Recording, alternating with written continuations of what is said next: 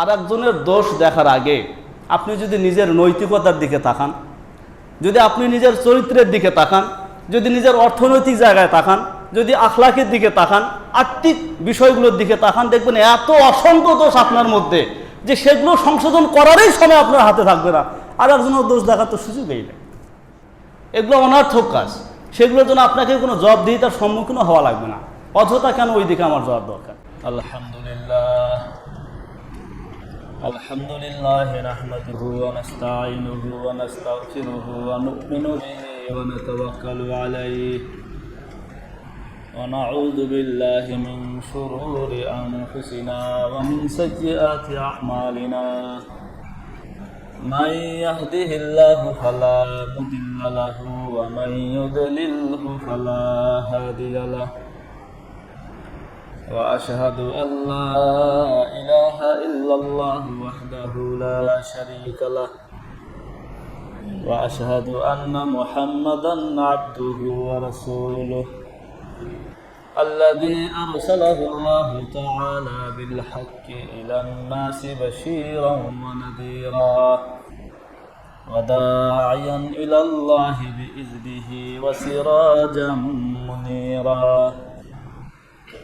أما بعد فقد قال الله تعالى في كلامه المجيد وفرقانه الحميد أعوذ بالله من الشيطان الرجيم بسم الله الرحمن الرحيم إلا من تاب وآمن وعمل صالحا فأولئك يدخلون الجنة ولا يظلمون شيئا جنات عدن التي وعد الرحمن عباده بالغيب إنه كان وعده مأتيا لا يسمعون فيها لغوا إلا سلاما ولهم رزقهم فيها بكرة وعشيا تلك الجنة التي نورث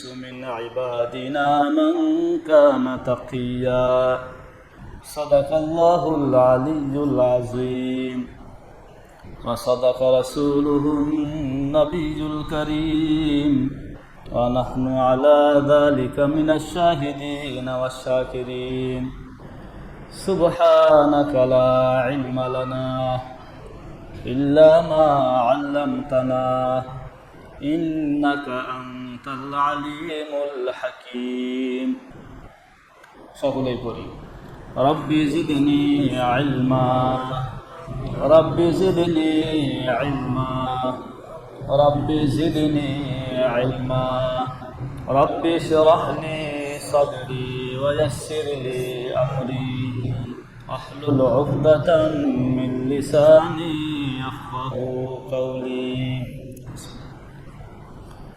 সমস্ত প্রশংসা মহিয়ান গরিয়ান সেই মহান রব্বুল আলামিনের জন্য, যিনি আমাদেরকে মাগরিবের সালাত আদায় শেষে পৃথিবীর সবচেয়ে দামি পবিত্র স্থান মসজিদের সবচেয়ে পবিত্র কিতাব কুরআনে কারিমের তাফসীরের দরসে অল্প সময়ের জন্য বসার তৌফিক দান করলেন। এজন্য আমরা সকলেই অন্তরের অন্তঃস্থল থেকে কালিমাতুশ শুকর আদায় করে বলি আলহামদুলিল্লাহ, এবং লাখো কোটি দরুদ ও সালাম বর্ষিত হোক সৈয়দুল মুরসালিন খাতামুন নবিয়িন রাহমাতুল লিল আলামিনের পবিত্র রূহের উপর, যার উম্মত হওয়ার পরম সৌভাগ্য আল্লাহ আমাদেরকে দান করেছেন। আমরা তার শানে সংক্ষেপে দরুদ পাঠ করি, সকলে বলি সাল্লাল্লাহু আলাইহি ওয়াসাল্লাম। মোহতারাম হাজিরিন, আমাদের ধারাবাহিক সাপ্তাহিক তাফসিরের আজকের দরস সূরা মারিয়াম আয়াত নং 61, 62 এবং 63। যদিও আমি 60 নম্বর আয়াতও তিলাওয়াত করেছি, আমাদের আজকের মূল আলোচনা হলো 61, 62 এবং 63, মোট 3টা আয়াতের ওপর। আল্লাহ রাব্বুল আলামিন তৌফিক দান করলে তিলাওয়াতকৃত আয়াতসমূহের আলোকে কিছু জরুরি কথা আমি আপনাদের খেদমতে তুলে ধরার চেষ্টা করব ইনশাআল্লাহ। আমা তৌফিক ইল্লা বিল্লাহিল আলিয়্যিল আযীম। মোহতারাম হাজিরিন, যদি একটু পিছন থেকে বলি তাহলে আমাদের এই সূরা মারিয়ামের শুরু থেকে 58 নম্বর আয়াত পর্যন্ত, কত নম্বর আয়াত? 58 নম্বর আয়াত পর্যন্ত আল্লাহ রাব্বুল আলামিন 10 জন নবী এবং রসুল এবং যারা তাদের সত্যিকার অর্থের অনুসারী, আল্লাহর যাবতীয় বিধিবিধান পালন করেছেন, তাদের বিষয়ে আলোচনা করেছেন। এরপরে 59 নম্বর আয়াতে আল্লাহ তাআলা বলেছেন, পরবর্তীতে কিছু মানুষ এমন দুনিয়াতে এসেছে এবং আসবে যারা প্রথম শ্রেণীর মানুষের মতো নয়, বরং তারা সালাত নষ্ট করবে, নফসানিয়াতের গোলামি করবে, যে কারণে তাদের জন্য রয়েছে গই নামক জাহান্নামের শাস্তির ব্যবস্থা। গই নামক জাহান্নাম কি, কোথায়, এটা আমি আলোচনা করেছি। তারপরে আয়াত নং 60 থেকে শুরু করে 63 পর্যন্ত এই 4টি আয়াতে আল্লাহ রাব্বুল আলামিন তৃতীয় আরেক শ্রেণীর মানুষের আলোচনা শুরু করেছেন, যারা গুনাহ করেছে বটে, তবে তওবা করেছে, সত্যিকার অর্থে ঈমান এনেছে এবং আমলে সালেহ করেছে। আল্লাহ তাআলা তাদেরকেও মাফ করবেন, তাদের জন্য রয়েছে জান্নাত। আমাদের আলোচনা এই জায়গা ছিল। তো 60 নম্বর আয়াতে গত তাফসিরে বলেছি ইল্লা মান তাবা, তবে যারা, এখানে তবে বলে ওই 59 নম্বর আয়াতে যাদের জন্যে শাস্তির কথা বলা হয়েছে, ওই শ্রেণীর মানুষ থেকে বের করা হয়েছে কিছু মানুষকে। ইল্লা, তবে যারা, ইল্লা মান, তবে যারা তাবা, তওবা করেছে। কি করেছে? তওবা। ওয়া আমানা, ঈমান এনেছে, ওয়া আমিলা সালিহা, এবং আমলে সালেহ তথা সৎকর্ম করেছে। তাওবা কাকে বলে, ঈমান কাকে বলে, আমলে সালেহ কাকে বলে, সবগুলোর আলোচনা গত তাফসিরে চলে গেছে। এর মধ্যে আমি মনে হয় আপনাদেরকে বলেছিলাম যে তওবার শর্তগুলো আজকে শোনার কথা। কেউ আছেন নাকি শোনাবেন? কয়টা শর্ত? আলহামদুলিল্লাহ। বলেন তো 1 নম্বরটা কি? অনুতপ্ত হওয়া। আপনি বলেন 2 নম্বরটা কি? পাপটা পরিহার করা। তারপর আরেকজন বলেন 3 নম্বরটা কি? ওইটা 4 নম্বরে, মানে ভবিষ্যতে ওই গুনাহটা না করার ওয়াদা করা। 4 নম্বর বলেন, যারা করেন বলেন। 4 নম্বর, হ্যাঁ, হকদারের হক আদায় করা। সে হকদার আল্লাহ হতে পারে, সেই হকদার বান্দাও হতে পারে। বান্দার হক অর্থ সংক্রান্ত হতে পারে, কিংবা কথায় আচরণে কষ্ট দেওয়াও হতে পারে। 5 নম্বর, ইখলাসের সাথে তওবা করা। মাশাআল্লাহ। 6 নম্বরে, মৃত্যু যন্ত্রণায় আক্রান্ত হওয়ার আগেই, মৃত্যু যন্ত্রণা শুরু হওয়ার আগেই তওবা করা। আর মৃত্যু যন্ত্রণা যে কোনো সময় যে কারো হতে পারে, তার মানে এখন তওবা করা। এই 6টা শর্তের সাথে কেউ যদি তওবা করে, যত বড় অপরাধী হোক, আল্লাহ তাআলা তার অপরাধকে ক্ষমা করে দিবেন। যে কথাটা আমি বলেছিলাম, আল্লাহ তাআলা কখনোই চান না তার বান্দা গুনাহের কাজ করুক, কিংবা গুনাহ হয়ে গেলে সেই গুনাহের সাথে থাকুক। প্রথমত গুনাহ করবে না, দ্বিতীয়ত গুনাহ হয়ে গেলে গুনার সাথে থাকবে না। তো গুনাহ হয়ে গেলে যেন গুনার থেকে পরিত্রাণ পাইতে পারে, এই জন্য আল্লাহ রাব্বুল আলামিন সবচেয়ে সহজ করে দিয়েছেন তাওবাকে। এত সহজ করার পরেও কেউ যদি গুনাহের সাথে থাকে, তাহলে তার ব্যাপারে আল্লাহ রাগান্বিত না হয়ে আর পারেন না। তাহলে গুনাহ না করা, গুনাহ হয়ে গেলে সাথে সাথে তওবা করা। নবীজি বলেছেন, হাদিসে পাকে এসেছে, আত-তাইবু মিনাজ যামবি কামাল্লা যামবা লাহু। কেউ যদি গুনাহ করার পরে তওবা করে, গুনাহ করার পরে যদি তওবা করে, তো তওবা করার পরে সে ওই ব্যক্তির মতো হয়ে যায় যেই ব্যক্তি ওই গুনাহটা করেই নাই। তার মানে গুনাহের পরে তওবা করলে ওই গুনাহটা আর থাকে না। এজন্য কোনোভাবেই আমাদের তওবায়ের বেলায় গড়িমসি না করা। ভুল হয়েছে, বাস তওবা করে নেওয়া, নিজেকে পাক সাফ রাখা, নিজেকে গুনাহ থেকে পবিত্র রাখা। কোনোভাবেই যেন আমার সাথে গোনা না থাকে। এখন আমরা নিজেরাই সেটা দেখে নেব আমার মধ্যে কি কি গোনা আছে এবং সেগুলো এখনই বর্জন করা উচিত। আল্লাহ তাআলা আমাদের সকলকে তৌফিক দান করেন। সোজা কথা, মুমিন বান্দা গুনাহ করবে না, গুনাহের সাথে চলতে পারে না। তো আল্লাহ তাআলা বললেন যারা তাওবা করেছে, ঈমান এনেছে এবং আমলে সলেহ করেছে, ফাউলাইকা ইয়াদখুলুনাল জান্নাতা ওয়ালা ইউজলামুনা শাইআ। ফাউলাইকা তারা মনে কারা? এই তিনটা কাজ যারা করবে, তাওবা করবে, ঈমান আনবে, সৎকর্ম করবে, ফাউলাইকা তারা ইয়াদখুলুন প্রবেশ করবে আল জান্নাতা, কোথায়?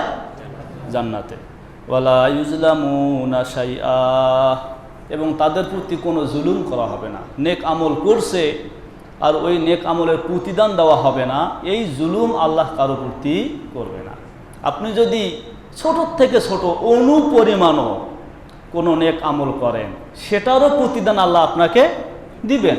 অতটুকুর ব্যাপারেও আল্লাহ কোনো বান্দার উপরে জুলুম করেন না। তাহলে এরা জান্নাতি। জান্নাত কাকে বলে? সামনের আয়াতগুলোতে বিবরণ এসেছে। আমরা যদি কোরআন ঘাঁটি, নবীদের হাদিসগুলো পড়ি, বিভিন্ন জায়গায় বিভিন্নভাবে জান্নাতের বিবরণ এসেছে। আসলে জান্নাতের বিবরণ যেটা এসেছে এটা জাস্ট একটু বোঝার জন্যে। জান্নাতের মূল স্বরূপটা এটা না বয়ান করে বোঝানো সম্ভব, আর না কেউ ওটা অনুভূতিতে এনে, কল্পনায় এনে বোঝা সম্ভব। জান্নাতের সুখ শান্তি কল্পনাই করা যাবে না, এটা কল্পনা করাই যাবে না। জান্নাতি লোকদের চলাফেরা কেমন হবে, পোশাক পরিচ্ছদ কেমন হবে, তাদের রিজিক কেমন হবে, জান্নাতের আসবাবপত্রগুলো কেমন হবে, প্রত্যেকটার ব্যাপারে বিবরণ এসেছে। যেমন কোরআনে কারিমে এক জায়গায় এসেছে, মাসালুল জান্নাহ আল্লাতী ওয়াইদাল মুত্তাকুন, মুত্তাকিন যাদের জন্য জান্নাতের প্রতিশ্রুতি দেওয়া হয়েছে। এই জান্নাতের দৃষ্টান্ত কি? ফিহা আনহারুম মিন মাইন গায়রি আসিন, সেখানে একটা নহর প্রবাহিত হবে, পানির নহর। কিন্তু জান্নাতি ওই পানির নহরের বৈশিষ্ট্য হলো ওই পানি কখনো নষ্ট হয় না। দেখেন পৃথিবীতে আপনি যেখানেই পানি রাখেন না কেন, যতই উন্নত মানের ভাণ্ড হোক, একটা সময় গিয়ে পানিতে গন্ধ আসে, পোকা হয়, পানি নষ্ট হয়ে যায়। আল্লাহ তাআলা বললেন ফিহা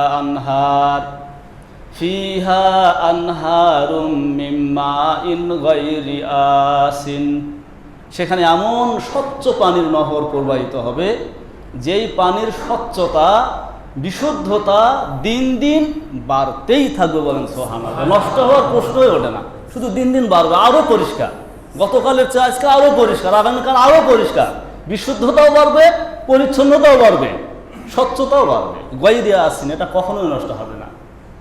ওয়াফিহা আনহারুম মিন লাবান লাম ইয়াতাগায়্যার তা'মুহু, সেখানে আর একটা নহর হবে, দুধের নহর। কিসের? সূরা মুহাম্মদে এসেছে, সূরা মুহাম্মদ 13 নম্বর আয়াতে। সেখানে একটা দুধের নহর থাকবে, কিন্তু ওই দুধ কখনো নষ্ট হবে না। আপনার মন যখন চাবে আপনি তখন ওখান থেকে দুধ পান করতে পারবেন। ওয়াফিহা আনহারুম মিন খামরিন লাজ্জাতিল লিশশারিবিন, সেখানে বিশুদ্ধ সুস্বাদু সুরা নহর থাকবে। সুরা, পৃথিবীতে মানুষ মদ পান করে, খামরুন মানে মদ। যারা পৃথিবীতে মদ পান করছে, মদ পানের উপরে মরছে, ওই নহরের ওই সুরা তাদের জন্য হারাম। কেবল তারা ওই সুরা পান করবে যারা পৃথিবীতে কি করে নাই? মদ পান করে নাই, করলেও খালিস দিলে তওবা করছে। সেখানে একটা সুরার নহর থাকবে, একদম সুস্বাদু। ওয়াফিহা আনহারুম মিন আসালিম মুসাফফা, আর একটা থাকবে মধুর, একদম বিশুদ্ধ পরিশোধিত মধুর নহর। তাহলে কয়টা নহর হইল? পানির নহর, দুধের, সুরার এবং পরিশোধিত মধুর। বাস, যার যেখান থেকে ইচ্ছা খাবে। মানে জান্নাতের বিবরণটা বলেই শেষ করা যাবে না। আল্লাহ তাআলা কোরআনে কারিমের আর এক জায়গায় বলেছেন, সেখানে স্বর্ণের পাত্র নিয়ে জান্নাতীদের সামনে গেলমানরা ঘোরাঘুরি করবে। স্বর্ণের পাত্র, ওয়াফিহা মা তাশতাহিহিল আনফুস ওয়া তালাজ্জুল আয়ুন ওয়া আনতুম ফিহা খালিদুন, সোজা কথা, মানুষের মন যখন যেটা চাবে সেটা তখন সে সেখানে পাবে। শুধু চাওয়ার ব্যাপার, মনের কল্পনার ব্যাপার। এরকম সুযোগ সুবিধা পৃথিবীর যত বড় ধনী হোক সম্ভব না। মা তাস্তাহিহিল আনফুস তালাজ্জুল আয়ুন, চোখের প্রশান্তির যত উপকরণ আছে, মন যখন যেটা চাবে শুধু চাওয়া দেরি, সেটা সামনে আসতে দেরি নেই। ইটগুলো স্বর্ণের, ইটগুলো রূপার, মাটিগুলো হবে জাফরানের, সিমেন্টগুলো হবে আপনার মেশকো আম্বারের, অন্যরকম একটা পরিস্থিতি। জান্নাতীরা যখন ঘামবে তো তাদের শরীরের ওই বিন্দু বিন্দু ঘামগুলো মেশকো আম্বারের চেয়েও বেশি সুঘ্রাণ ছড়াবে, বলেন সুবহানাল্লাহ। তাফসিরে কুরতুবিতে এসেছে জান্নাতের দরজাগুলো, জান্নাতের কামরার দরজাগুলো মানুষের মনের কথা বুঝবে, জান্নাতীদের ইশারা বুঝবে। একজন জান্নাতি যখন বের হইতে চাইবে তো ওই জান্নাতের দরজা ওই জান্নাতির মনের অবস্থা বুঝে সে আগে ভাগেই প্রস্তুত, খুলে যাবে, আবার বের হয়ে যাবে, বন্ধ হয়ে যাবে। তার মানে মনের ইশারা, পরিকল্পনা, মনের ভিতরে যেটা আপনার আসবে প্রকাশ করার আগেই জান্নাতের আসবাবগুলো সেগুলো বুঝে ফেলবে। ভিতর থেকে বাইরের সব কিছু দেখা যাবে। সেখানে যারা প্রথম জান্নাতে প্রবেশ করবে, সহিহ মুসলিমের বর্ণনায় এসেছে সুয়ারুহুম আলা সুরাতিল কামার, পূর্ণিমার রাতের যে চাঁদ, এই চাঁদের মতো তাদের চেহারাগুলো ঝলমল করতে থাকবে, চাঁদের মতো ঝলমল করতে থাকবে। সেখানে ঢোকার পরে লা ইয়াবু সুকুন, কখনো থুতু আসবে না, ওয়ালা ইয়াতামাখাতুন, নাক দিয়ে কখনো সর্দি ইত্যাদি হয়ে ময়লা বের হবে না, ওয়ালা ইয়াগাওয়াতুনা ওয়ালা ইয়াবুলুন, সেখানে পেশাব পায়খানার কখনো প্রয়োজন দেখা দিবে না। লিকুল্লি ওয়াহিদি মিনহুম জাওজাতান, প্রত্যেকের জন্য স্পেশালি দুইজন স্ত্রী থাকবে। লা তাহাসুদা ফিহিমা ওয়ালা তাবাগুজা, পৃথিবীতে সাধারণত একাধিক স্ত্রী হলে স্বাভাবিক মনের ভিতরে একটা হিংসা কাজ করে একে অপরের প্রতি। জান্নাতি রমণীদের সবচেয়ে বড় বৈশিষ্ট্য হচ্ছে লা তাহাসুদা ওয়ালা তাবাগুজা বাইনাহুমা, দুইজন স্ত্রীর মধ্যে কখনো পরস্পরে হিংসা বিদ্বেষ দেখা দিবে না। কুলুবুহুম কাকালবে রাজুলিন ওয়াহিদ, সেখানে সমস্ত হৃদয়গুলো একটা হৃদয় হয়ে বসবাস করবে। সুবহানাল্লাহ, একটা হৃদয় হয়ে, একটা হৃদয়ের মধ্যে যেমন হিংসা বিদ্বেষ স্থান পায় না, তো সবগুলো কলব একটা কলব হয়ে সেখানে বসবাস করবে। পরিশেষে কথা আল্লাহ তাআলা যেটা বলে দিয়েছেন, ওয়ামা তা'লামু নাফসুন মা উখফিয়া লাহুম মিন কুররাতি আয়ুন, আমি জান্নাতে তাদের চোখের প্রশান্তির কি কি উপকরণ গোপন রেখেছি পৃথিবীর কেউ এটা জানে না, কেউ দেখে নাই, শোনে নাই, কারো হৃদয় জগতে কখনো কল্পনাতেও আসে নাই।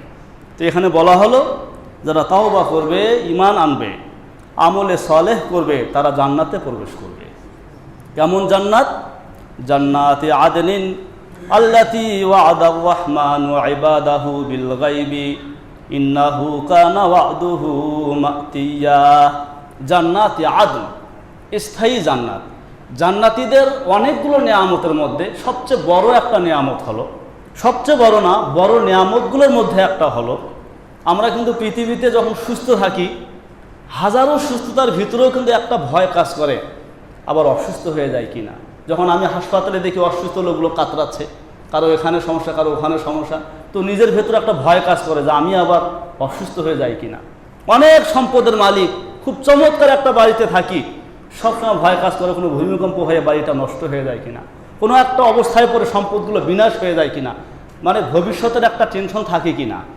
জান্নাতীদের বড় বড় নিয়ামতগুলোর মধ্যে সবচেয়ে একটা বড় নিয়ামত হচ্ছে হুম ফিহা খালিদুন, ভবিষ্যৎ, এটা নিয়ে তাদের কোনো টেনশন নাই। যে সুস্থ তো সব সময় সুস্থ, যে সুস্থ সব সময় সুস্থ, অর্থাৎ এখন যেই অবস্থায় আছে সামনে অবস্থা ভালো হবে, অবস্থা মন্দ হবে, এই আশঙ্কা মুক্ত রাখা হবে প্রত্যেকটা জান্নাতীকে।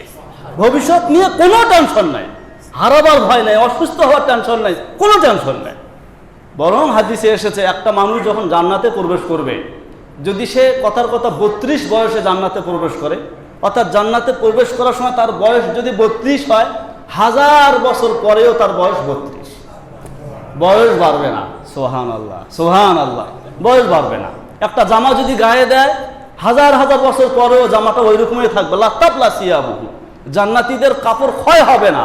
ওয়ালা ইয়াফনা শাবাবুহু, জান্নাতীদের যৌবন কখনো ক্ষয় হবে না। 32 তো সব সময়ে 32।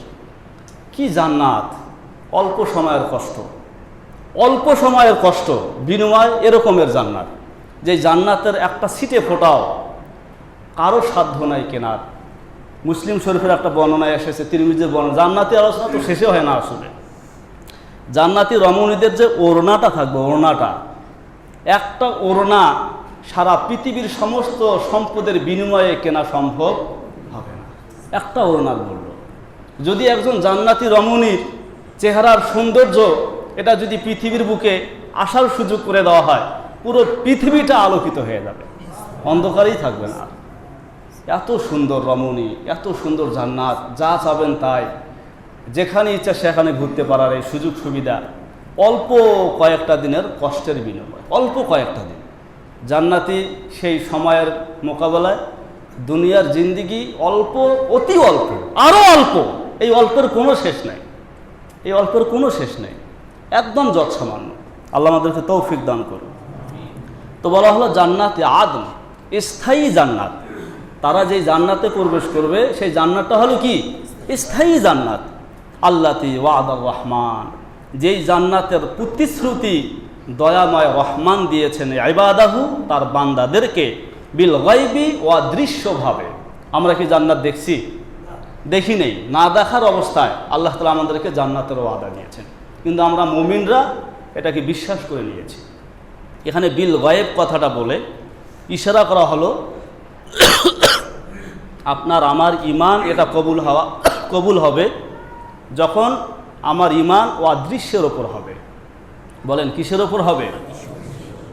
যখনই অদৃশ্যমান কোনো কিছু আমার দৃশ্যে আসবে, আমি দেখতে পাবো, তখন থেকে আমার ইমান বন্ধ। যেমন একটা মানুষ যখন তার মৃত্যু যন্ত্রণা শুরু হয়, যখন তার সামনে আজরাইল আসে, সে আজরাইলকে দেখতে পায়, পরকালীন অনেক অদৃশ্য বিষয় তার সামনে চলে আসে, তখন সে হাজারো চেষ্টা যদি করে, তার না তওবা কবুল হবে, না তার ইমান কবুল হবে। চেষ্টা করবে অনেকে, আয়াত দ্বারা সেটা বোঝা যায়। যেমন এক আয়াত আল্লাহ তাআলা বলেছেন, ইন্নী তুবতুল আন। ওই মৃত্যু যন্ত্রণা শুরু হওয়ার পরে অনেকে বলবে, ইন্নী তুবতুল আন, আমি আল্লাহ তওবা করলাম, হে আল্লাহ আমি ইমান আনলাম। এমনকি ফিরআউনের মতো কাট্টা কাফেরও বলেছিল, বনী ইসরাইলের রবের ওপর আমি ইমান আনলাম, আমি মুসলমানদের একজন। সেগুলো কি কবুল হয়েছে? অদৃশ্যের ওপরে সব। আমাদের পুরোটাই হচ্ছে বিশ্বাসের ওপর। বলেন কিসের ওপর? এজন্য আমি গত জুমায় বলেছিলাম, আল্লাহর প্রতি যার আস্থা যত বাড়বে, আল্লাহর দেওয়া ওয়াদাগুলোর উপর বিশ্বাস তত বাড়বে। আমি উদাহরণ দিয়ে বুঝিয়েছিলাম, একটা মানুষের প্রতি মানুষের যখন আস্থা বেড়ে যায়, তখন তার কথাগুলোর সত্যতা তার কাছে বেশি প্রমাণিত হয়। তো আল্লাহর প্রতি সুধারণা পোষণ করা, আল্লাহর প্রতি আস্থা রাখা, এইটা যেমন মুমিনদের জন্য জরুরি, একইভাবে একজন মুমিন আর একজন মুমিনের ব্যাপারে সুধারণা পোষণ করবে, এইটাও জরুরি। আমি এই জায়গাটা একটু বলে সামনে আগাচ্ছি। মুমিনদের ব্যাপারে সুধারণা, আজ আমাদের এই জায়গাটা খুবই দুর্বল হয়ে গেছে। আমরা খুব সহজেই কারো ব্যাপারে বদ ধারণা করে বসি, অথচ ওইটাতে আমার কিন্তু কোনোই লাভ নেই। একজনের মধ্যে একটা দোষ আছে, আমি যদি ওই দোষটা চর্চা করি, দোষের কথাটা যদি কাউকে বলি, আমি যদি এখন আপনাদের কাউকে প্রশ্ন করি যে এটাতে সওয়াব আছে, আপনারা কি আমার এই ফতোয়াটা মানবেন? কেউ। বরং আপনাদেরকে প্রশ্ন করলে সবাই একসাথে বলবেন যে না, এটাতে কোনো সওয়াব নাই, বরং এটাতে গোনাহ, কখনো কবিরা গোনাহ।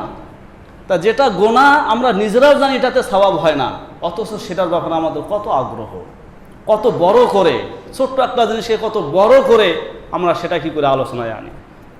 এক কান থেকে আর এক কান, আর এক কান থেকে আর এক কান, এটা আমরা সরাতে থাকি, অথচ এখানে কোনো সওয়াব নাই, কোনো সওয়াব নাই, বরং গোনাহ।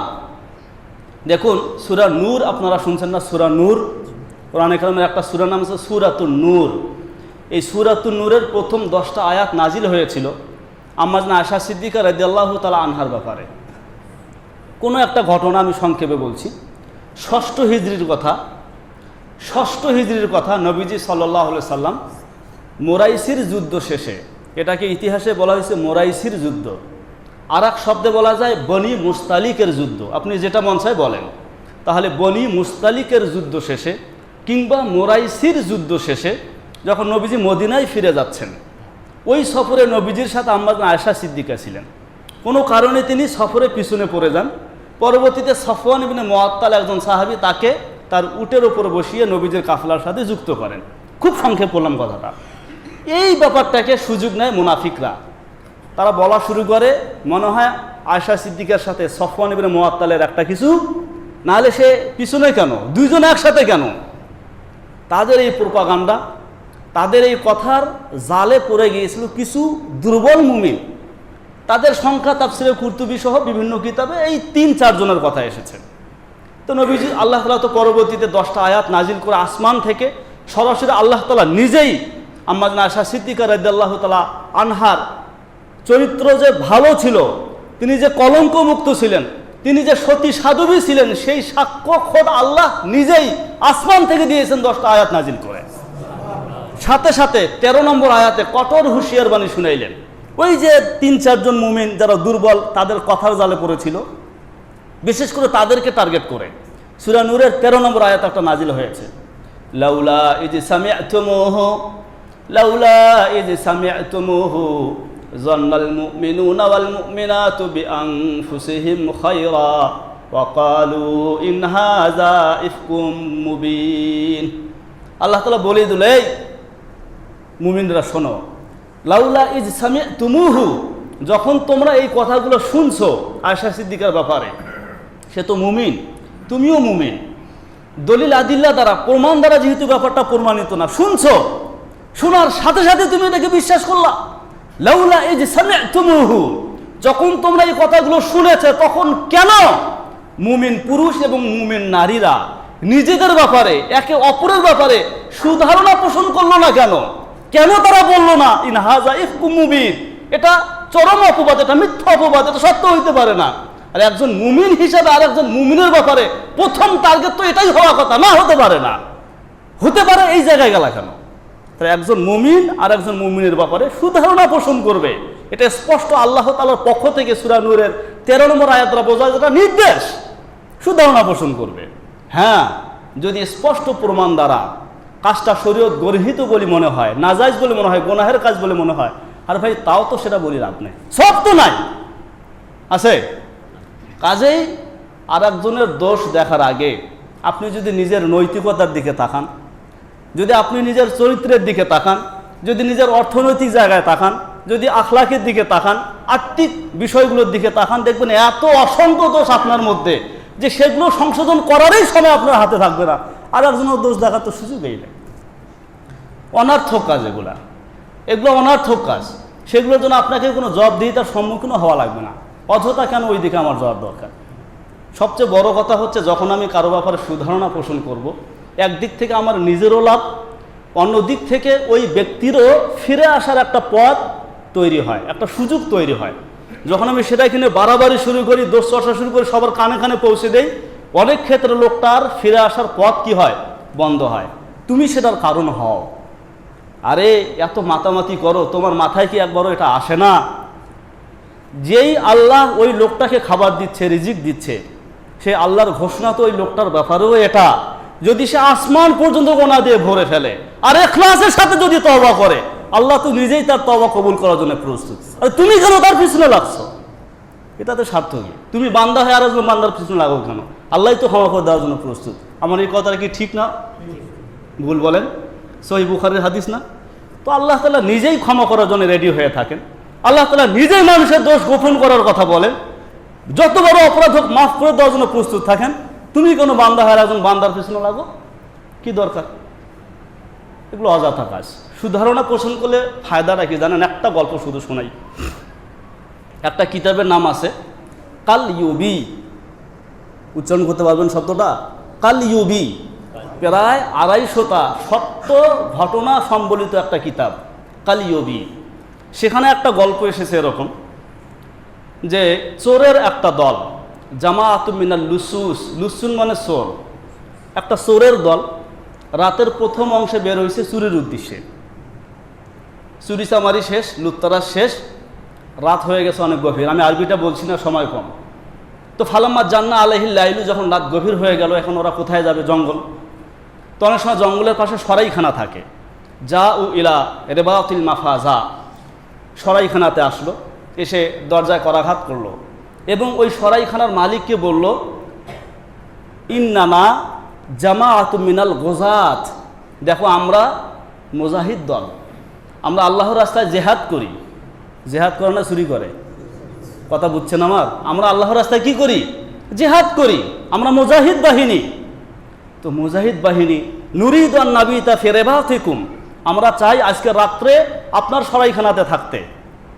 তো যখন সরাইখানার মালিক শুনছে মুজাহিদ, বাড়িঘর সব কিছু ছেড়ে দিয়ে আল্লাহর রাস্তায় জেহাদে বের হয়েছে, সর্বনাশ মোবারক জামাত, এটা তো আমাদের জন্য বড় খুশনসিবের ব্যাপার। দরজা খুলে দিছে, সর্বোচ্চ তাদের আপ্যায়ন করছে, সেবা যত্ন করছে, বরকত, মুজাহিদ দল। ঘটনাক্রমে ওই সরাইখানার মালিকের একটা ছেলে ছিল মুকঈদ। মুকঈদ শব্দের অর্থ হচ্ছে পঙ্গু, যে দাঁড়াতে পারে না। লাম ইয়াকদির আলাল কিয়াম আল মাশি, চলতেও পারে না, দাঁড়াতেও পারে না।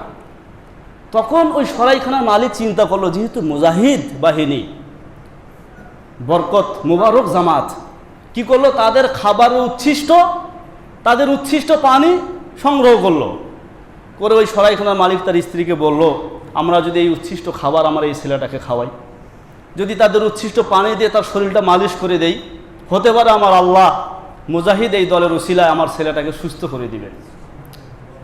সুধারণা, হোসনে নিয়ত, তাই করছে। ফাশাফাহুল্লাহু তাআলা ওয়ালাদাহু, আল্লাহ তাআলা ওই সন্তানকে কি করে দিছে? সুস্থ করে দিছে। সকাল হয়েছে, ওই চোরের দল আবার বের হয়েছে চুরি করার জন্যে। চুরি চামারি শেষ, আবার সন্ধ্যায় ফিরে আসছে। আসার পরে দেখে রাউ যালিকাল ওয়ালাদা ইয়ামশি, ওই ছেলেটাকে দেখতেছে, সে দৌড়দৌড়ি করতেছে, চলাফেরা করতেছে। তো তখন তারা বলল ওই সরাইখানার মালিককে, হাল হাজাল ওয়ালাদ আল্লাযী রাআইনাহু বিল আমসি মুকঈদা, এটা কি সেই ছেলে যেই ছেলেটাকে গতকালকে আমরা পঙ্গু দেখেছিলাম? কয় হ্যাঁ। তা কেমনে এমন হইল? এই ঘটনায় আপনাদের উচ্ছিষ্ট নিয়ে, পানির উচ্ছিষ্ট নিয়ে খাওয়াইছে, মালিশ করছে, আল্লাহ তাআলা কি করে দিছে? সুস্থ করে দিছে। ফাখাযু ইয়াবকুন, ফাখাযু ইয়াবকুন, এবার ওই চোরের দলের অঝরে কাঁদতে শুরু করলো। ফাখাযু ইয়াবকুন, কাঁদতে শুরু করলো। ওয়াকালা ইন্নানা লাসনা মিনাল গুসাত ওয়া ইন্নামা নাহনু লুসুস, আমরা তো আসলে মুজাহিদ না, আমরা চোর। ওয়ালাকিন্নাল্লাহ তাআলা শাফাহুল্লাহু, ওয়ালাকিন্নাল্লাহ তাআলা শাফাহু বিহুসনি নিয়্যাতিকা ওয়া বিহুসনি জান্নিক, আল্লাহ তাআলা তোমার সুধারণা, তোমার হোসনে নিয়ত, এজন্য আল্লাহ তাআলা কি করে দিয়েছেন? তাকে ভালো করে দিয়েছেন, সুধারণা। সাথে সাথে হইল কি, তারা সবাই এবার একসাথে বলল, তুবনা ইলাল্লাহ, তুবনা ইলাল্লাহ, আমরা সবাই এইমাত্র কি করে ফেললাম, এখন এই মুহূর্তে তওবা করে নিলাম। ফাসারু মিনাত তাইবিন ওয়া মিনাল মুজাহিদিন হাত্তা মাতু, আমরণ তারা পরবর্তীতে জেহাদ করে গেছে। তা দেখেন, সুধারণা পোষণ করার একটা লাভ তো সে নিজেও পাইছে, অপরদিকে ওই চোরের দল ফিরে আসার একটা পথ তৈরি হয়েছে। হয়েছে কি হয়েছে না? এর বিপরীতটা হইলে কি এগুলো হইতো? সমস্যাটা কোথায়? আর একজন কিনা এত নাড়াচাড়ার দরকারটা কি? কি সমস্যা? লাভ কি? কি লাভ? এহকালীন পরকালীন কোনো লাভ আছে? এটা তো একটা গল্প শুনাইলাম, হয়তো অনেকে বলতে পারেন গল্প মিথ্যা হইতে পারে, তাহলে একটা হাদিস শুনাই, তারপরে সামনে আগাই। একটা বুখারীর হাদিস শোনাচ্ছি, দেখেন। নবীজি সাল্লাল্লাহু আলাইহি সাল্লাম তিনি হাদিসটা শুনাইছেন, রাজুলুন ক্বালা ইন্নী লা আতাসাদ্দাকান্না বিসাদাকা, বনী ইসরায়েলের একজন যুবক, সে বলল, হে আল্লাহ, আমি সংগোপনে কিছু দান করব আপনার রাস্তায়। কি? সংগোপনে, গোপনে, কেউ দেখবে না, আমি কিছু দান করব। ফাখরাজা বিসাদাকাতিহি, সে তার সদকা নিয়ে রাতের গভীরে বের হয়েছে, কিন্তু ঘটনাক্রমে ফাওয়াজাহা ফি ইয়াদি সারাক, তার ওই দানটা ওই দিন রাত্রে একটা চোরের হাতে গিয়ে পড়ছে। মানে সে চোর, চুরির জন্য ঘোরাঘুরি করতেছে, আর ই মনে করতেছে বেচরা বুঝে অভাবী, অভাবের তাড়নায় বের হয়েছে, তাকে দান করছে। দানটা কার হাতে গিয়ে বললো ভাই? চোরের হাতে। ফালাম্মা আসবাহু ইয়াতাহাদ্দাসুন, যখন সকাল হইল, লোকদের মধ্যে বলা বলি শুরু হইল, তুসুদ্দিকা লাইলা আলা সারাক, আরে জানো, শুনছো তোমরা, আজকে রাতে কে যেন একজন চোরকে দান করছে। কাকে? চোরকে। তো যে দান করছে তার কানে আওয়াজটা গেছে, সে বলে, আল্লাহুম্মা লাকাল হামদু আলা সারেক, আল্লাহ শুকরিয়া সব তোমার। কি হলো এটা? চোরকে দান করলাম। সে আবার বলে, লা তাসাদ্দাকান্না বিসাদাকা, আমি কিছু দান করব। সে দ্বিতীয় রাতে সদকা নিয়ে বের হয়েছে। ফাওয়াজাহা ফি ইয়াদি জানিয়া, জানিয়া পর্যন্ত বেবিচারিনী, এক বেবিচারিণী নারীকে সে দান করছে। সকাল হয়েছে, লোকদের মধ্যে আলোচনা, আজকে রাতে কে যেন এক বেবিচারিণী নারীকে সৎকা করছে। সে কয় আল্লাহুম্মা লাকাল হামদু, আল্লাহ সব প্রশংসা তোমার, একজন জানিয়াকে আমি, একজন বেবিচারিণী নারীকে আমি দান করলাম। তো সে আবার বের হয়েছে তৃতীয় রাতে। এবার তৃতীয় রাতে গিয়ে সে একজন বড়লোক ধনীকে দান করছে। ধনী বড়লোক তাকে তো দান করা যায় না, ওকে গিফট করবে, হাদিয়া দিবে, সেটা ভিন্ন কথা, সৎকা তো আর তাকে করা যায় না। কয় রাত গেল? 3 রাত। এবার ওই লোক বলে আল্লাহুম্মা লাকাল হামদু, আল্লাহুম্মা লাকাল হামদু আলা সারিকিন ওয়া আলা জানিয়াতিন ওয়া আলা গানিয়িন। আল্লাহ 3 রাত দান করলাম, প্রথম রাতে চোর, দ্বিতীয় রাতে বেবিচারিণী নারী, আর তৃতীয় রাতে কে? ধনী। এটা কি হলো? মনে মনে একটা এরকমের অনুভূতি তৈরি হলো, মনে হয় আমার দানগুলো বেকার গেল। কাকে দিছি? ঠিক সেই মুহূর্তে আওয়াজ আসলো গায়েব থেকে, তোমার 3 রাতের 3টা সদকায় আল্লাহ কি করেছেন? কবুল করেছেন। কিভাবে? আম্মা সাদাকাতুকা আলা সারিকিন ফালা আল্লাহু আইয়াস্তাইফা মিন সারিকাতিহি। তুমি যে দানটা একজন চোরকে দিছো, হতে পারে ওই চোর এই দান পাওয়ার পরে সে তার চুরি কর্ম থেকে বিরত থাকবে, সেটার কারণ তুমি। ও আম্মা সাদাকাতুকা আলা জানিয়া ফালা আল্লাহ আন তাস্তাইফা মিন জিনাহা। ওই যে বেবিচারিণী নারী, সে হয়তোবা তার জেনার থেকে ফিরে আসবে। ও আম্মা সাদাকাতুকা আলা গানিয়িন ফালা আল্লাহু ইয়াতাবিরু ফায়ুনফিকু মিম্মা আতাহুল্লাহ। ধনী ব্যক্তি সে বুঝবে, কিরে আমাকে দান করলো, আমি ধনী মানুষ, দান তো আমার করা দরকার। তো হয়তোবা সেখান থেকে শিক্ষা গ্রহণ করবে, আল্লাহর দেওয়া সম্পদ সেও আল্লাহর পথে ব্যয় করা শিখবে, শুরু করবে। অতএব তোমার 3 রাতের সদকা কি? কবুল। তাহলে চোরকে দান করলেও দান কবুল হইতে পারে, বেবিচারিণী নারীকেও দান করলে দান কবুল হতে পারে। এরপরও আর কোন জায়গায় গিয়ে আপনি নিয়ত খারাপ করবেন বলেন? অতএব সব কথার শেষ কথা হচ্ছে, যেরকম আমাদের দায়িত্ব আল্লাহর প্রতি সুধারণা পোষণ করা, একইভাবে আমাদের দায়িত্ব হচ্ছে আল্লাহর বান্দার প্রতিও সুধারণা পোষণ করা। যতক্ষণ না কোনো স্পষ্ট প্রমাণ দ্বারা প্রমাণিত হয়, ততক্ষণ আমার কাছে তার প্রতি সুধারণা পোষণ করা। তো জান্নাতে আদ, স্থায়ী জান্নাত, যে জান্নাতের ওয়াদ আল্লাহ তাআলা তার বান্দাকে দিয়েছেন অদৃশ্যভাবে।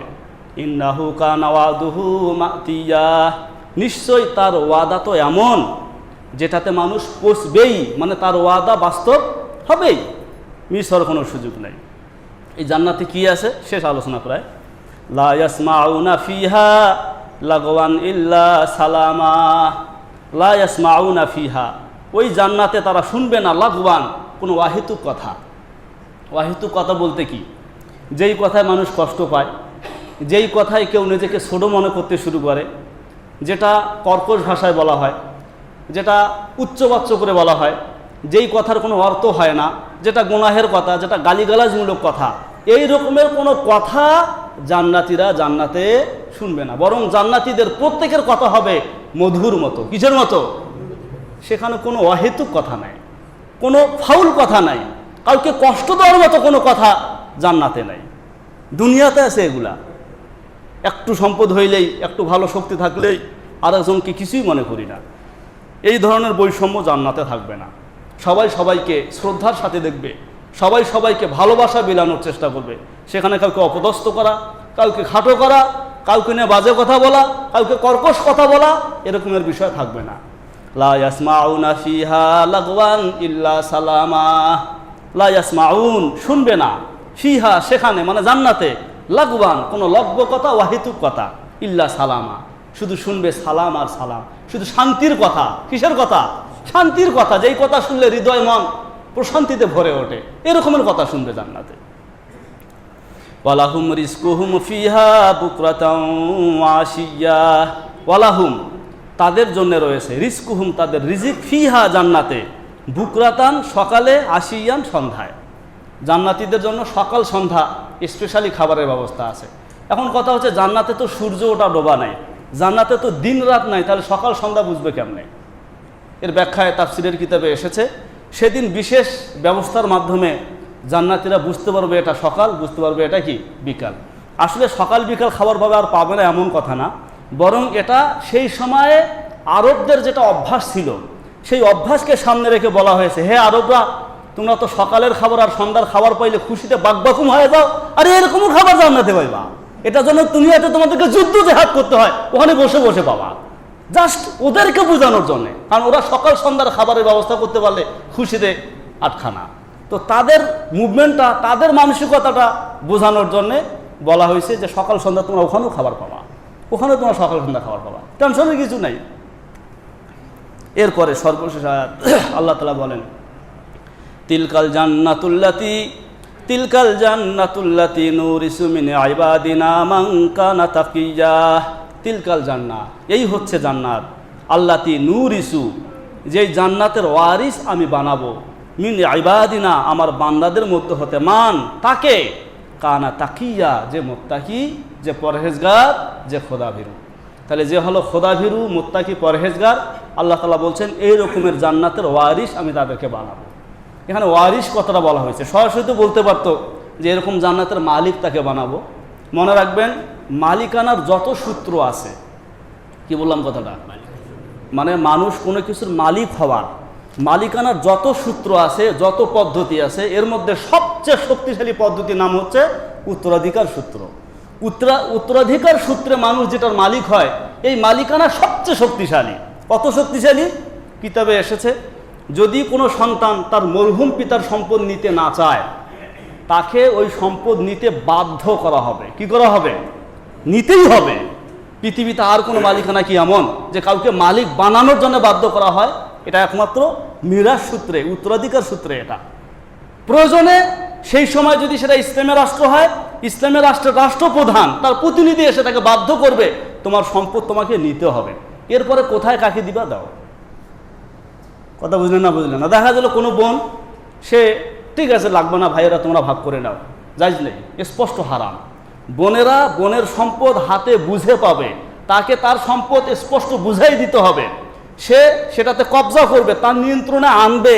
এখন যদি সে চায় ভাইকে দেওয়ার, দাও, কিন্তু আগে তোমার মালিকানায় যাইতে হবে। যাওয়ার আগে তুমি যদি বলো দিয়ে দিলাম, এই সুযোগ নাই। এটা এমন শক্তিশালী মালিকানা। তো আল্লাহ তাআলা বলেন, যারা ঈমান আনবে, তাওবা করবে, আমলে সালেহ করবে, যারা তাকওয়া পরহেজগারিতা অবলম্বন করবে, জান্নাত লাভের সূত্র তাদের এত শক্তিশালী যে তারা জান্নাত লাভ করবেই। এখানে কোনো রকমের আর বাধা, সংশয় এই মালিকানার মধ্যে চুল পরিমাণ কোনো সংশয় নাই। সর্বোচ্চ ইয়াকিন তার এই মালিকানায়। এই জন্য আল্লাহ তাআলা বললেন, তিলকাল জান্নাতুল্লাতি নুরিসু মিন ইবাদিনা মান কানা তাকিয়া। তিলকাল জান্নাত, এই হচ্ছে জান্নাত, আল্লাতি নুরিসু, যার ওয়ারিস আমি বানিয়েছি, মিন ইবাদিনা, আমার বান্দাদের মধ্যে হতে, মান, ওই ব্যক্তিকে, কানা তাকিয়া, যে নাকি মুত্তাকি, যে পরহেজগার।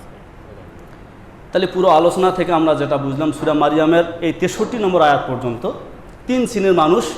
এক শ্রেণীর মানুষ তো নবী রাসূল, তাদের সত্যিকারের ওয়ারিস, তাদের ব্যাপারে জান্নাত কোনো কথা নাই। এরপর আর একটা শ্রেণী আসলো, যারা গুনাহগার, নামাজ নষ্ট করছে, নফসানিয়াতের অনুসরণ করেছে, তাদের জন্য জাহান্নাম। 3 নম্বরে যারা গুনাহের পরে তওবা করেছে, তাদের জন্য জান্নাত। আল্লাহ তাআলা আমাদের সকলকে গুনাহ মুক্ত জীবনযাপন করার তৌফিক দান করেন।